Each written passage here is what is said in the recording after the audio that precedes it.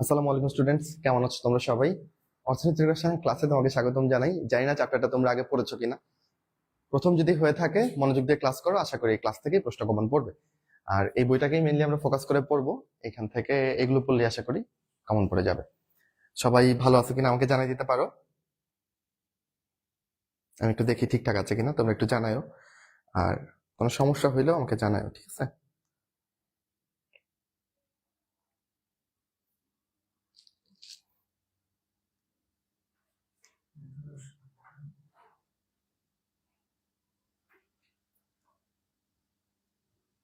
মানে তুই একটু এভরিওয়ানটা দিয়ে দিস। এটা কি আমার আইডি থেকে যাওয়া ক্লাসটা?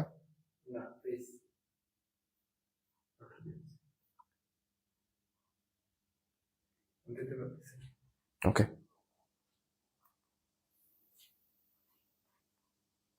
সবাই কেমন আছে একটু করে জানাই দিতে পারো। আমরা একটু পড়ায় ঢুকে যাব। মোটামুটি মোরলেস 2 আওয়ার্স টাইম লাগবে আমাদের চ্যাপ্টারটা পড়তে। এই তো। আর আমি আজকের ক্লাসটা একটু ময়মনসিংহ স্টুডিও থেকে নিচ্ছি। এই স্টুডিওটা আমার জন্য একটু অপরিচিত, তো তোমরা সাউন্ড বা এই রিলেটেড কোনো ইস্যু পাইলে আমাকে কিন্তু জানাই, আমি কমেন্ট চেক করবো। ওকে, আমি ভালো আছি আলহামদুলিল্লাহ। ওকে, আমরা কালক্ষেপণ না করে ভূমিকা ছোট করে পড়ায় চলে যেতে চাই। তোমরা জানো যে তোমাদের একটা ঘোষণা জানানো হয়েছে যে 10 তারিখে আসলে তোমাদের আবেদন শুরু হবে, 10ই ডিসেম্বর। আমি একটা ছোট্ট করে গাইডলাইন শুরুতেই দিয়ে দিই, যারা ক্লাস দেখবে তারা সবাই যেন জানতে পারে। স্টুডেন্টস, 10 তারিখে আবেদন শুরু মানে তুমি 10 তারিখেই ফর্ম ফিল আপ করবা, কেমন? 11 তারিখ না। কারণ 11 তারিখ করতে গেলে তুমি তোমার পছন্দের কেন্দ্র মিস করতে পারো, যেটা ভাইয়ার ক্ষেত্রে হয়েছিল। বাট আমি ন্যাড়া হয়ে বেলতলায় গেলেও তোমাকে যেন বেলতলায় যেতে না হয়, যেন ন্যাড়া হতে না হয়, সেটা আমি তোমাকে জানাই দিলাম, ঠিক আছে? আর এর আগে কিভাবে কি করবা, চয়েস লিস্ট কি করবা, কি হইতে পারে, 8 তারিখে সার্কুলার প্রকাশিত হইলে আমরা সাথে সাথে ইনশাল্লাহ তোমাদের জন্য লাইভে আসবো, সুন্দর করে বুঝাই দিব। আধা ঘন্টা সময় তুমি ইনভেস্ট করে লাইভটা দেখে সবকিছু বুঝে নিবা। আমরা আছি, নো টেনশন, ভাইরা সব বলে দিবে কিভাবে কি করতে হবে। ডানে বামে কিচ্ছু শোনার দরকার নাই, ভালো করে আমরা যেটা বলি এটা শুনবা, ঠিক আছে? আচ্ছা, যেটা তোমাদের জন্য ভালো ওইটাই আমরা বলবো। আমাদের মাথার উপর প্রায় 4200 বা 4300 স্টুডেন্টের দায়িত্ব এই মেইন ব্যাচের। তো আমরা ডেফিনেটলি তোমাদের জন্য খারাপ হয় এমন কিছু বলবো না। তোমরা চলে আসছে বোধ হয়, তাই না? তাহলে শুরু করি আমরা, চলো। একটা পানি খেয়ে নিই।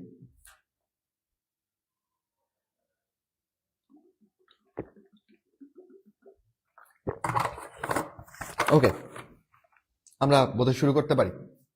চলো, এই চ্যাপ্টারে আমরা অনেকগুলো শিল্প নিয়ে পড়বো, কেমন? প্রথম দিকে আমরা একটু আমাদের প্রাকৃতিক সম্পদ নিয়ে পড়বো, যেখানে আমরা গ্যাস এবং কয়লা নিয়ে পড়বো। এর পরবর্তীতে আমরা এখানে ইউরিয়া গ্যাস তৈরি, কাঁচ শিল্প, সিমেন্ট শিল্প, চামড়া শিল্প, কাগজ শিল্প, সিরামিক শিল্প, এইসব নিয়ে পড়াশোনা করব। আর শেষের দিকে আছে হচ্ছে আমাদের বিভিন্ন দূষক নিয়ে কথাবার্তা। এইসব শিল্প নিয়ে কাজ করলে তোমাকে অনেক দূষণকেও ম্যানেজ দিতে হবে। আর একদম লাস্টে আছে হচ্ছে ইম্পর্টেন্ট টপিক, কার্বন ন্যানোটিউব বা কার্বন ন্যানোকণা। তো তোমরা যদি রেডি থাকো আমরা তাহলে যাচ্ছি বিসমিল্লাহ বলে।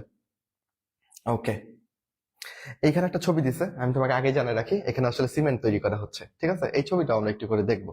চলো, প্রথমে আমরা পড়বো হচ্ছে প্রাকৃতিক গ্যাস ক্ষেত্র নিয়ে। বাংলাদেশে কয়টা প্রাকৃতিক গ্যাস ক্ষেত্র আছে এটা নিয়ে 2 দিন পর পরই আসলে তথ্য চেঞ্জ হয়।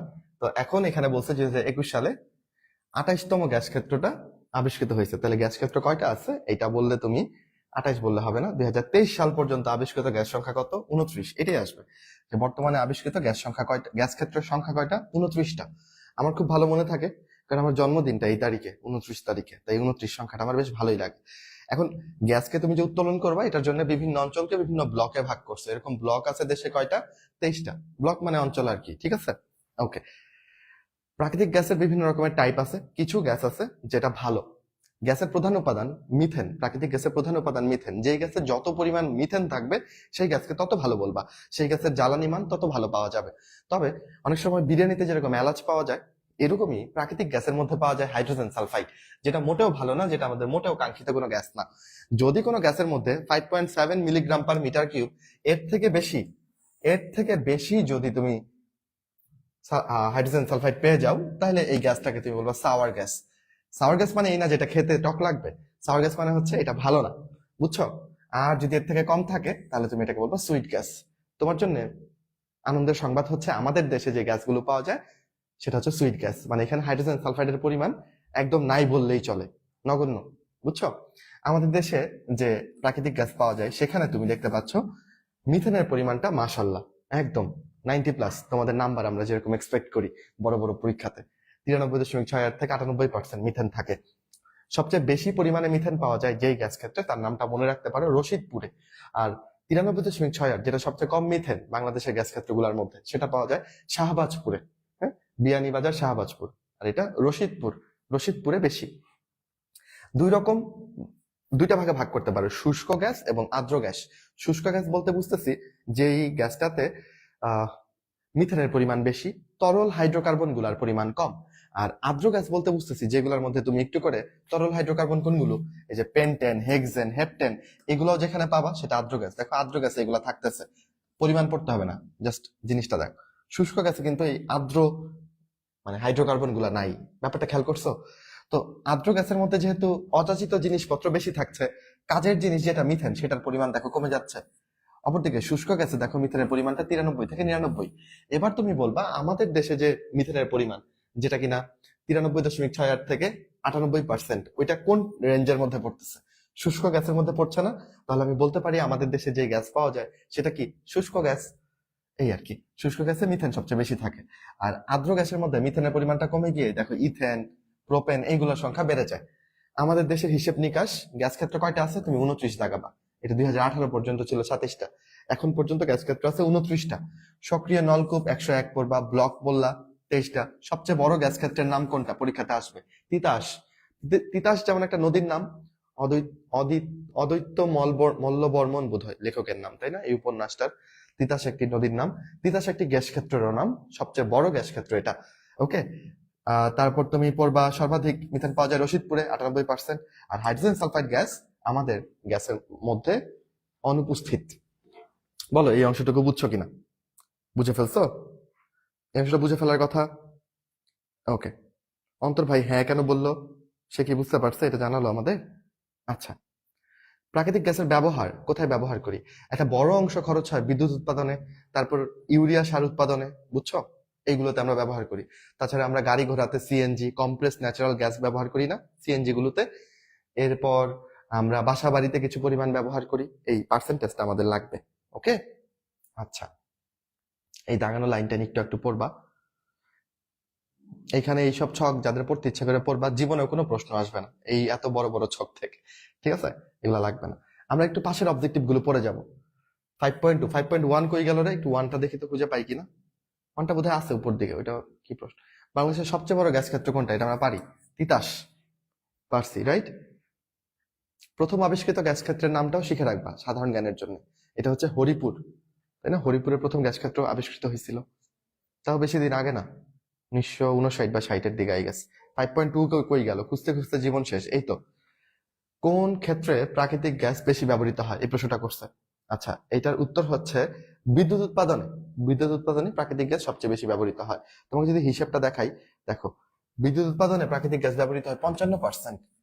সরকারি বেসরকারি বিভিন্ন প্রকল্পের মধ্যে আর কি এটা খরচ হয় আর কি। ওকে, শিল্প ক্ষেত্রে 17%, চা বাগানে 1%, মোট হলো 18%। সার তৈরিতে খরচ হয় 10%, বাসা বাড়িতে 12%। আমাদের মধ্যে অনেকেই গ্যাসের চুলা জ্বালায় রেখে কাপড় শুকায়, যেটা অবশ্যই অন্যায়। প্রাকৃতিক গ্যাসের এরকম যাচ্ছে তাই ব্যবহার আমরা চাই না, তাই না? এটা একটা অমূল্য সম্পদ আমাদের। আর গাড়ি জ্বালানি রূপে 5% খরচ হয়। এই হচ্ছে হিসাবটা। তাহলে সবচেয়ে বেশি কোথায় হলো? বিদ্যুৎ। বিদ্যুতে সবচেয়ে বেশি। এই পার্সেন্টেজ গুলো একটু পড়তে হবে, কয়েকটাই তো আছে, পারবো না? বাসা বাড়িতে 12, তাহলে বাসাতে ব আছে, বাড়িতে ব আছে, 12তে ব আছে, ঠিক আছে? বাসা বাড়িতে 12। ওকে, গাড়িতে 5। ওকে, এই প্রশ্নের উত্তরটা দেখি। কোন গ্যাস ক্ষেত্রে প্রাকৃতিক গ্যাস রাসায়নিক সংযুক্তিতে সবচেয়ে বেশি মিথেন? সবচেয়ে বেশি মিথেন পাওয়া যাবে কোনটায় বলো? রশিদপুর 98%, তাই না? আর বিয়ানীবাজারে সবচেয়ে কম 93.68%। ওকে, হরিপুর প্রথম আবিষ্কৃত গ্যাস ক্ষেত্র। এখানে একটা ছক আছে, এই ছক থেকে তুমি আবার দেখতে পারো যে বিয়ানীবাজারে সবচেয়ে কম, সর্বনিম্ন পরিমাণে মিথেন পাচ্ছ, রশিদপুরে সবচেয়ে বেশি। এবার যদি ইথেনের কথাটা চিন্তা করো, যার কাছে মিথেন সবচেয়ে বেশি তার কাছে ইথেন সবচেয়ে কম। কেন বলতো? এই যে রশিদপুরে ইথেন দেখো 1.1%, কেন? কারণ ওর ম্যাক্সিমাম পোর্শনই আছে মিথেন, তাহলে ইথেন থাকার জায়গা কই?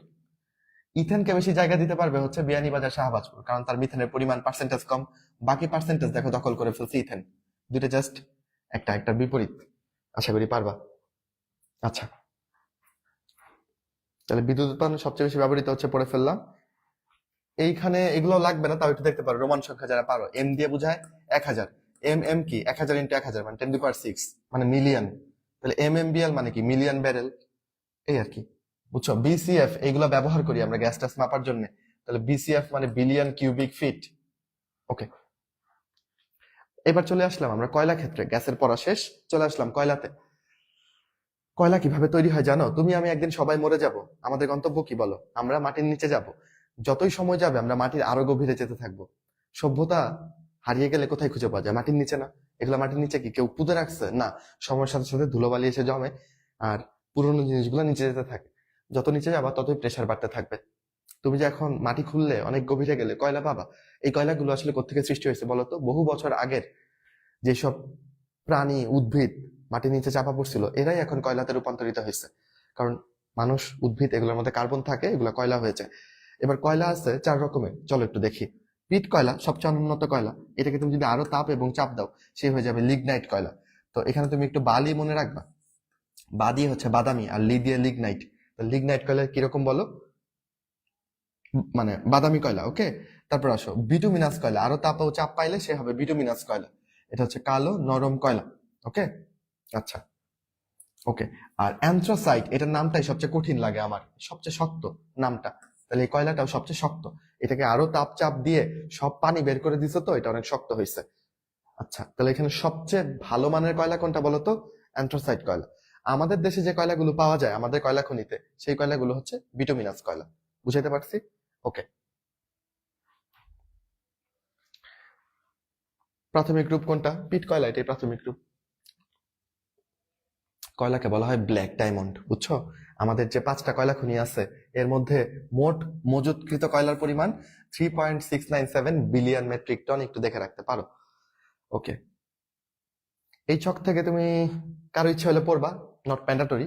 আমাদের 5টা কয়লা খনি আছে, কোথায় কোথায় আছে দেখতে পারো। এর মধ্যে সবচেয়ে গভীর কোনটা দেখতে পারো? সবচেয়ে গভীর হচ্ছে আমাদের জামালগঞ্জ, সবচেয়ে গভীর, বুঝছো। এই জামালগঞ্জেই সবচেয়ে বেশি পরিমাণ কয়লা তোমার মজুদ আছে। ওকে, আর এটাতে তুমি পড়লা সব মিলায় মজুতকৃত কয়লার পরিমাণ কত। এটা গেল। এবার আসো, এই পেজটাকে তুমি যদি বলো কয়লা খনির ছক, তাহলে ভুল। এটা হবে অবজেক্টিভের খনির ছক। প্রচুর অবজেক্টিভ লুকিয়ে আছে। আমি 4 রকম কয়লার মধ্যে কি কি পড়বো আগে তোমাকে বলি।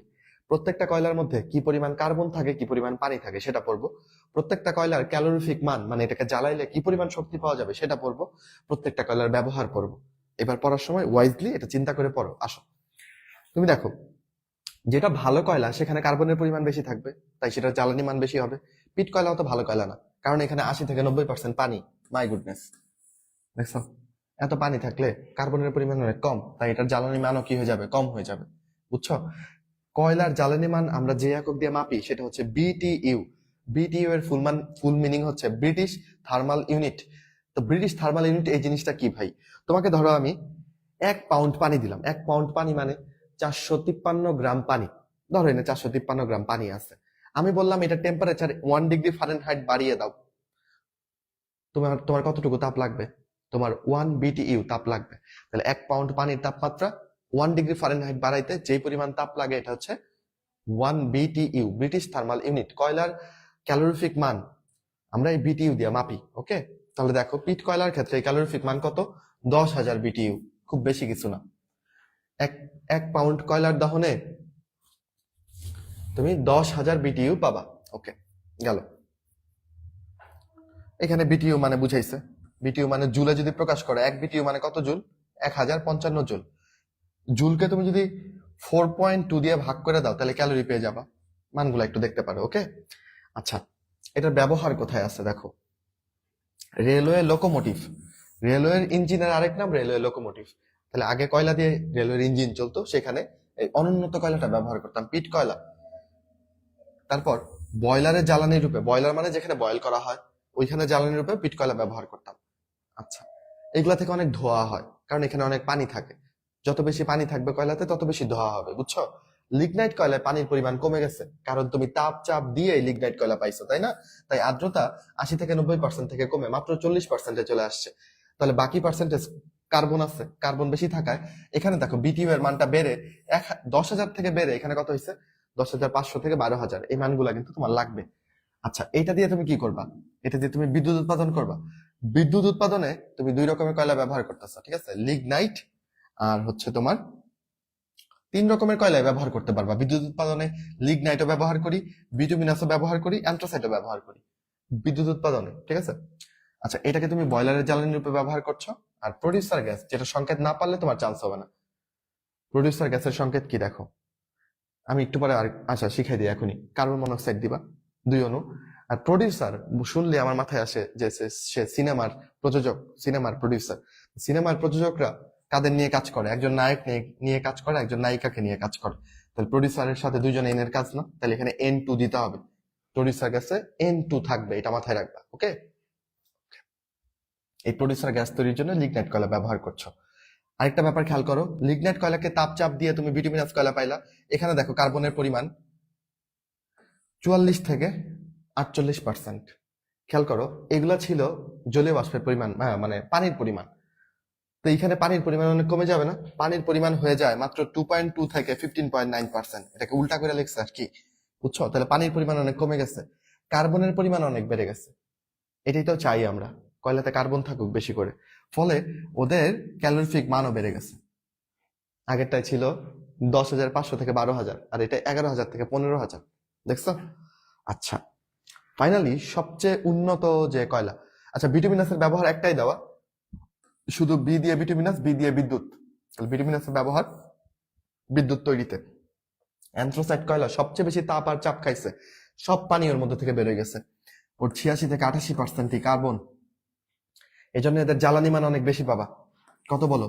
14,500 থেকে 15,500 পাবা, বুঝতেছো? অনেক বেশি জ্বালানি মান, সবচেয়ে ভালো কয়লা। সবচেয়ে ভালো কয়লাটাকে তুমি ব্যবহার করছো ধাতু নিষ্কাশনের সময় আর ধোঁয়াবিহীন জ্বালানি রূপে বিদ্যুৎ উৎপাদনে। আগেই তোমাকে বলছি, যেখানে জলীয় বাষ্প বা আর্দ্রতা বেশি থাকবে সেখানে ধোঁয়া বেশি হবে। এখানে আর্দ্রতা নাই বললেই চলে, সবটুকুই প্রায় কার্বন, তাই এখানে ধোঁয়া হবে না। এই কয়লাটাই জন্য এত ভালো, বুঝছো? তাহলে পড়ে ফেললাম। একটা কয়লা কি ভালো না খারাপ তোমাকে যাচাই করতে দিলাম, তুমি কি কি ব্যাপার মাথায় নিবা? তুমি এই পয়েন্টগুলো মাথায় নিবা, যে কয়লার ক্যালোরিফিক মান কত, এটা মাথায় নিবা। এখানে সালফারের পরিমাণটা কেমন, এখানে কার্বনের পরিমাণ কেমন, এখানে উদ্বায়ী বস্তু কেমন, জলীয় বাষ্প কেমন, ছাই কেমন, ঠিক আছে? এই 6টা বিষয় বিবেচনা করে তুমি কয়লার গুণগত মান নির্ণয় করবা। তবে কোন ব্যাপারটাকে বেশি প্রাধান্য দিবা? ক্যালোরিফিক মান এবং ফিক্সড কার্বনের পরিমাণ, এই দুটা হিটিং ভ্যালুর জন্য অধিক বিবেচ্য। ব্যাপারটা কি, মানে ধরো যদি বিয়ের বাজারের কথা বলি, দেখবা ছেলে যদি বিসিএস ক্যাডার হয়ে যায় বাংলাদেশের প্রেক্ষাপটে, তাহলে মেয়ের পক্ষ থেকে ছেলের অন্যান্য দোষ ওভারলুক করে ফেলে। ছেলের চরিত্র কেমন জানার দরকার হয় না, অনেকটা এরকম হয়ে দাঁড়াইছে। প্রফেশনটা মানুষের থেকে ঊর্ধ্বে চলে গেছে, খুবই দুঃখজনক ব্যাপার। আমরা চাই প্রফেশনের সাথে বিয়ে না হয়ে মানুষের সাথে বিয়ে হোক, বিয়ের আগে বিবেচনা করা হোক মানুষ হিসেবে সে কেমন। আচ্ছা, তো তুমি ধরো কয়লা মাপতে গেছো, কয়লা মাপতে গিয়ে এই তুমি এরকম আচরণ করতে চাস, মানে তুমি দেখবা কি কয়লা ভালো না খারাপ এটা দেখার জন্য? তুমি দেখবা কয়লার ক্যালোরিফিক মান বেশি কিনা, কয়লাতে কার্বনের পরিমাণ বেশি কিনা। যদি এই দুটা ভালো থাকে তাহলে তুমিও একটু বাংলাদেশের মতো ওভারলুক করে ফেলবা। ধরো এটা থেকে একটু বেশি ছাই হয়, তুমি বলবা আচ্ছা ছাই হোক, সমস্যা নেই, ক্যালোরিফিক মান তো বেশি পাইতেছি, হ্যাঁ ইনকাম তো বেশি, ঠিক আছে, এটা ভালো কয়লা, ওকে? একটু উদ্বায়ী বস্তু আছে, আচ্ছা থাকুক না, একটু নয় ধূমপান করে ছেলে, সমস্যা কি, হ্যাঁ ইনকাম তো ভালো, এরকম আর কি ব্যাপার। তো এই দুটাকে বেশি বিবেচনা করবো, ক্যালোরিফিক মান আর হচ্ছে তোমার শতকরা কার্বনের পরিমাণ। এই এবার আমাদের যে 5টা কয়লা খনি আছে তার মধ্যে 4টা কয়লা খনির কয়লা নিয়ে গবেষণা করা হয়েছে, কয়েকজন বিজ্ঞানী মিলে গবেষণা করছে, করে তাদের মধ্যে একটা র্যাঙ্কিং করছে যে 5টা কয়লা খনির মধ্যে কোনটা ভালো কোনটা মন্দ, ওকে? এই সবকিছু ঠিক তাই তো, ঠিকঠাক তো না, তাই না? শুনতেছ তো? আচ্ছা, পোলাপান আবার তোরা মানুষ হ, কে যেন লিখছে, এরপর লিখছো খান আতা। খান আতা মানে খান আতাউর রহমান এই সিনেমাটা বানাইছিল, ওই কণ্ঠশিল্পী আগুনের বাবা। তোমাদেরকে একটা তথ্য জানাই যেটা অধিকাংশ মানুষই জানে না, হয়তো বা গুগলে আছে কিনা যায় না, আমি একটা বইতে পড়ছি। খান আতা ঢাকা মেডিকেলের ছাত্র ছিল, বুঝছো? মানে আগুন যে গান গায় ওর বাবা। তো নীলুফার ইয়াসমিনের হাজবেন্ড, তোমরা চিনবা কিনা জানি না, আমরা একটু যারা একটু আগের গান টান শুনছি তারা চিনি। তো কিন্তু সে একদিন ক্লাসে বিটলামি করছে, স্যার সেই লেভেলের ঝাড়ি দিছে, পরবর্তী থেকে সে আর মেডিকেলে আসে নাই। মানে ওই যুগে এটা কল্পনা করা যায় তো, হয়তো ঢাকা মেডিকেলে চান্স পেয়ে মেডিকেল ছেড়ে দিচ্ছে। আর তোমরা মনে মনে ভাবতেছিস আমাকে যদি চান্স পাইতাম তাহলে তার জীবনেও ছাড়তাম না, ঝাড়ি দিলেও ছাড়তাম না, তাই না? আচ্ছা, যাক একটা। ওকে, এই পড়ায় ফিরে আসো বাচ্চারা। তাহলে এই 4টা কয়লা খনির মধ্যে বিবেচনা করে ওরা যে র্যাঙ্কিংটা পাইছে, ওই র্যাঙ্কিংটা তুমি কি দিয়ে মনে রাখতে পারো? তুমি মনে করো আজকে রাতে ভাত খাবা না, আজকে রাতে পিৎজা খাবা। পিৎজা না খেয়ে পিৎজার মধ্যে একটু ধরো নতুনত্ব নিয়ে আসলা, ওই খাবারটার নাম দিলা তুমি দিজা। তাহলে আমাদের সিকোয়েন্স হবে দিজা খাবো, পিৎজা না, কি খাবো বলো? দিজা খাবো। তাহলে দিঘি পাড়ার কয়লাটা সবচেয়ে ভালো, তারপর জামালগঞ্জ, তারপর খালিশপুর, এবং লাস্টে বড়পুকুরিয়া। ঠিক আছে, ক্রমটা আমি তোমাকে লিখে দিলাম। দিজা খাবো, দিঘিপাড়া, জামালগঞ্জ, খালিশপুর, বড়পুকুরিয়া, এই হচ্ছে ক্রম। তুমি যদি দেখো এখানে সবচেয়ে বেশি ক্যালোরিফিক মান কোনটায় পাওয়া যায়, উত্তর হচ্ছে দিঘিপাড়া। কত বলো? 12,116। একটাই মাত্র 12,000 রেঞ্জে আছে। আর সবচেয়ে কম পাচ্ছ কোথায় বলো? বড়পুকুরিয়াতে, 11,040। এই দুইটা মান পড়বা। ওকে, এই দুইটা মান হুবহু আসতে পারে, কিন্তু তুমি আমাকে বলবা এই মান দেখে যে এরা কি পিট কয়লা? পিট কয়লা না, কারণ পিট কয়লার ক্যালোরিফিক মান 10,000। এটা কি লিগনাইট কয়লা? লিগনাইট কয়লা হচ্ছে 10,500 থেকে কত? 10,500 থেকে 12,000 নাকি? দেখো তো, হ্যাঁ 10,500 থেকে 12,000। কিন্তু তুমি যদি এদেরকে লিগনাইট বলো তাহলে সেখানে কিন্তু দিঘিপাড়া পড়তেছে না, কারণ দিঘিপাড়া 12,000-এর থেকে বেশি চলে গেছে, তাই না? তো দিঘিপাড়াকে ইনক্লুড রাখার জন্য তুমি তাদেরকে বলতেছো বিটুমিনাস কয়লা। বিটুমিনাস কয়লার রেঞ্জ ছিল 11,000 থেকে 14,500। দেখো, সরি, 11,000 থেকে 15,000, ওই আর কি। বিটুমিনাস কত ছিল? 11,000 থেকে 15,000। আমাদের এখানকার সবগুলো কয়লা ক্ষেত্রে কয়লার মান কিন্তু 11,000 থেকে 15,000-এর মধ্যেই। তাহলে আমাদের সবগুলো কয়লা কি বলো? বিটুমিনাস। ওকে, কয়লাগুলা বিটুমিনাস কয়লা। র্যাঙ্কিংও শিখে ফেলছি। আর এগুলাতে সালফার, ছাই, এসব খারাপ জিনিস কম। সৃষ্টিকর্তা আমাদেরকে 2 হাত ভরে দিচ্ছেন, অনেক রিসোর্স দিচ্ছেন, আলহামদুলিল্লাহ। পাশে একটা সমুদ্র দিচ্ছেন, সমুদ্রে কত সুন্দর সুন্দর মাছ দিচ্ছেন। দুঃখজনক ব্যাপার কি জানো? তুমি যদি কক্সবাজার বা সেন্ট মার্টিনে যাও, তুমি দেখবে এই মাছগুলাকে প্রিপেয়ার করতে পারে না। মানে সামুদ্রিক মাছ কত সুন্দর করে মজা করে খাওয়া যায় না? সৃষ্টিকর্তা দিচ্ছেন আমাদের, কিন্তু এরা সবাই খালি সব ভাজা ফেলে তেল দিয়ে, যেটা একদমই মজা হয় না। আচ্ছা যাই হোক, খাওয়ার দিকে চলে যাচ্ছি কারণ আমার খিদে লাগছে, সরি। আচ্ছা, কোথায় আছি বলো? আচ্ছা, এটা পড়া শেষ। ওকে, বলো বাংলাদেশের কোন কয়লা খনির ক্যালোরিফিক মান? এইগুলা যারা পড়বে না কেমিস্ট্রি বই থেকে, তারা একদম ক্ষতির দিকে আছো। বিশ্বাস করে, এগুলো না পড়লে কিন্তু হবে না। আমরা বহুবার প্রমাণ পাইছি হাজারি স্যারের বইয়ে এই এমসিকিউ থেকে হুবহু তুলে দেওয়ার, বহুবার, একবার দুইবার না। কাজে এগুলা পড়া, না পড়ার দুঃসাহস করো না। বলো কোন কয়লা খনির এটা সবচেয়ে বেশি? এটা বুঝতে পারছি। তাহলে আমরা বুঝলাম সবচেয়ে ভালো কোনটা, দিজা খাবো, তাহলে দিঘিপাড়া। বুঝে ফেলছি, হয়েছে। এবার আসো কয়লার ব্যবহার। কয়লা এখনো শেষ হয় নাই। কয়লাকে তুমি 2 ভাবে ব্যবহার করতে পারো। একটা হচ্ছে তাপ শক্তির উৎস রূপে, আর একটা হচ্ছে রাসায়নিক শিল্পে বিজারক রূপে এবং অ্যারোমেটিক যৌগ উৎপাদনে। তাপ শক্তির উৎস রূপে এটার ভেতরে আবার অনেকগুলো পয়েন্ট আছে। কয়লাকে তুমি ব্যবহার করতে পারো কঠিন জ্বালানি রূপে। কিভাবে ভাই কঠিন জ্বালানি? তুমি দেখবা ওই হোটেলে যে রান্না করতেছে, হ্যাঁ, এখানে কয়লা দিয়ে রান্না করতেছে, তাহলে এই কয়লাটা কি সলিড কয়লা হিসেবে রান্না করছে? তাহলে এখানে কঠিন জ্বালানি রূপে ব্যবহৃত হচ্ছে। কয়লাকে তুমি তরল জ্বালানি হিসেবে ব্যবহার করতে পারো। ভাই কেমনে? কয়লাকে কি জুস বানাবো? কয়লা থেকে তুমি পেট্রোল বানাইতে পারবা। পেট্রোল তরল না? তাহলে কয়লাকে পেট্রোল হিসেবে তুমি তরল জ্বালানিতে ব্যবহার করছো। কয়লাকে তুমি গ্যাসীয় জ্বালানি হিসেবে ব্যবহার করতে পারবা। গ্যাসীয় জ্বালানি কি? কয়লা থেকে তুমি কি কি গ্যাস বানাইতে পারবা জানো? কোল গ্যাস বানাইতে পারবা, মিথেন বানাইতে পারবা,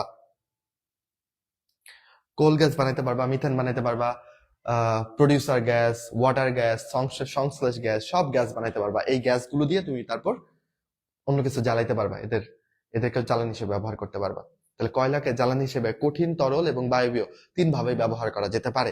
এটা নিয়েই এই পুরো একটা পেজ লিখছে, বুঝছো? এই যে কঠিন জ্বালানি রূপে আমি তোমার যেটা বললাম, এই বিভিন্ন চুল্লিতে, ইট ভাটায়, রেলগাড়িতে, বিদ্যুৎ উৎপাদনে, হোটেলে, রেস্তোরাঁয়, বাসগৃহে এই কঠিন জ্বালানি রূপে তুমি ব্যবহার করতেছো। এবার আসো গ্যাসীয় জ্বালানি, যেটা আমরা বিটুমিনাস কয়লা থেকে বানাই, গ্যাসীয় জ্বালানি এটা। তাহলে কি কি গ্যাস বানাই আমরা? কয়লা থেকে কোল গ্যাস বানাই, ওয়াটার গ্যাস, মিথান গ্যাস, সংশ্লেষ গ্যাস, প্রডিউসার গ্যাস, এই গ্যাসগুলো বানাইতে পারি কয়লা থেকে। পরে এই গ্যাসগুলোকে জ্বালানি হিসেবে ব্যবহার করতে পারি। ওকে, কোল গ্যাস মিশ্রণে কি কি থাকে আমরা একটা ছক থেকে শিখবো। ওকে, কোল গ্যাসের ব্যবহার করবা, ঠিক আছে? দেখো, কোল গ্যাসের একটা ব্যবহার হচ্ছে ওয়াটার গ্যাস উৎপাদন। দেখছো, কোল গ্যাস থেকে তুমি কি করতে পারো? ওয়াটার গ্যাস তৈরি করতে পারো, প্রডিউসার গ্যাস তৈরি করতে পারো। এটা ইম্পর্টেন্ট। তাহলে এই যে 1 নাম্বার যে গ্যাস তুমি বানাইলা কয়লা থেকে, তুমি চাইলে এটা থেকে কি বানাই ফেলতে পারো? 2 নাম্বার ওয়াটার গ্যাস বানাই ফেলতে পারো। ওয়াটার গ্যাস বানাইতে টেম্পারেচার কত লাগে? কোথাও লেখা 1300, কোথাও লেখা 1400, যেটাই থাকে সেটাই দেখাবো, দুইটা একসাথে থাকবে না। ওকে, ওয়াটার গ্যাস বানানো যায় 1300°C বা 1400°C। ওয়াটার গ্যাসের সংকেত না পারলে চান্স হবে না।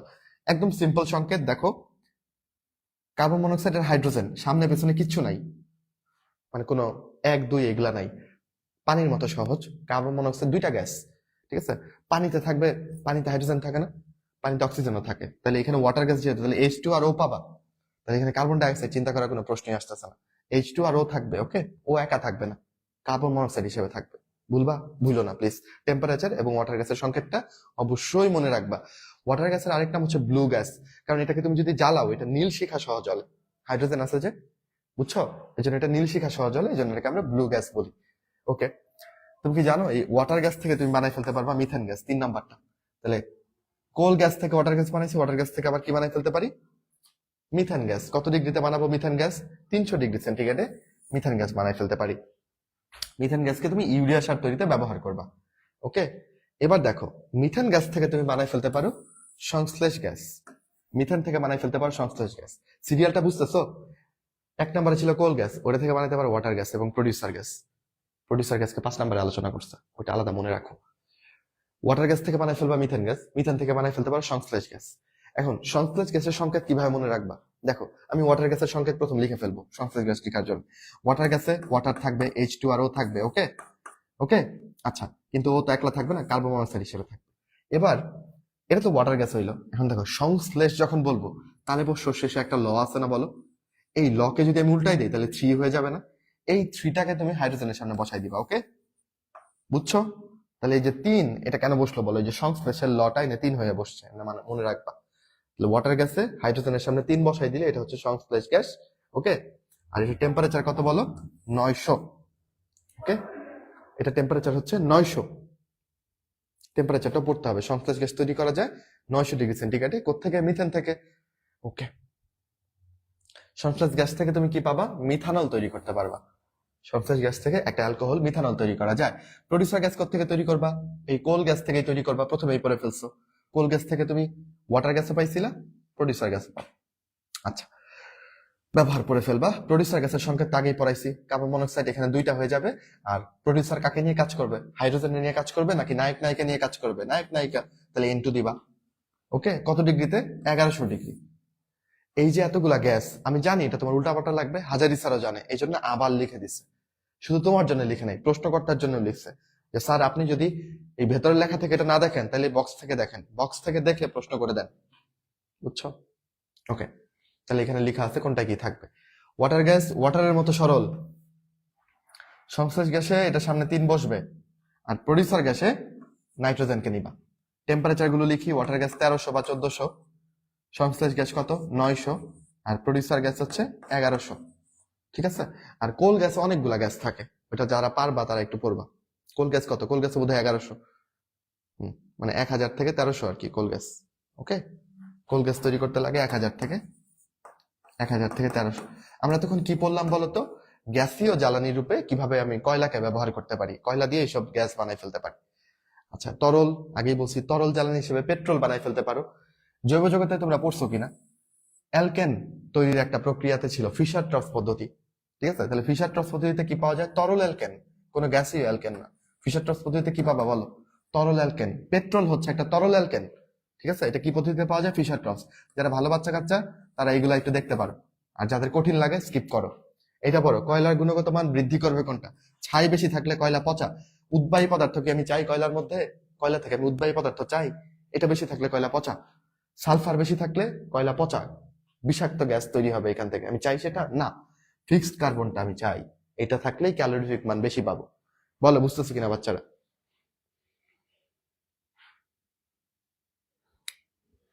হ্যাঁ, একটু বলো।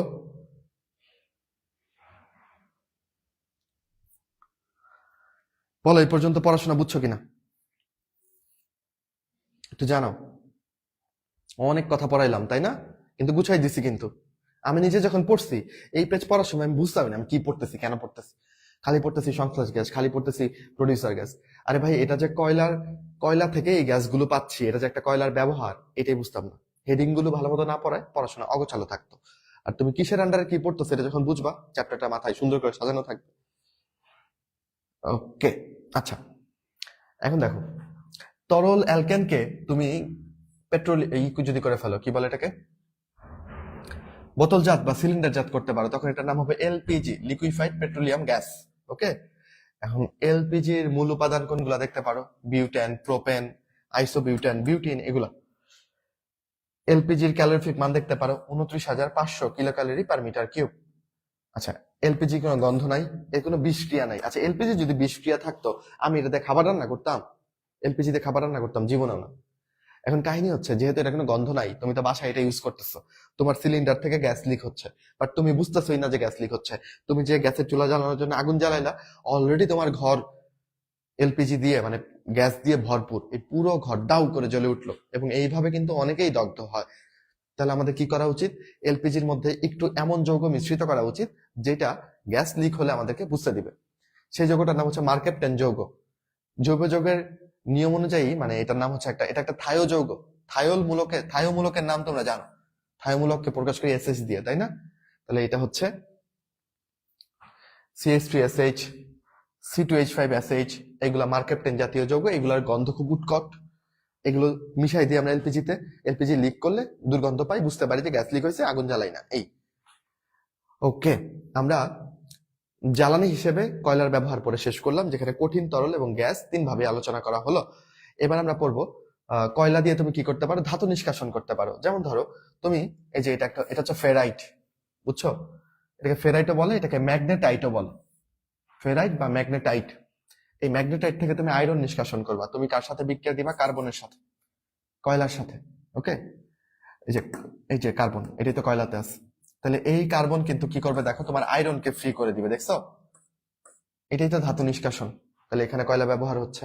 আর যারা জৈব যৌগ ভালো করে পড়ছো, তারা দেখছো যে কয়লাকে আমরা বিধ্বংসী পাতন করি, এরপর আমরা কোল গ্যাস এবং আলকাতরা পাই। তো কোল গ্যাস দিয়ে তো আমরা কোল গ্যাস বানাচ্ছি, পরে ওয়াটার গ্যাস বানাচ্ছি, পরে মিথেন বানাচ্ছি, পরে সংশ্লেষ বানাচ্ছি। ওইটা একটা জ্বালানি হিসেবে ব্যবহৃত হচ্ছে, কোল গ্যাস জ্বালানি হিসেবে ব্যবহৃত হয়ে গেল। আলকাতরা দিয়ে কি করি?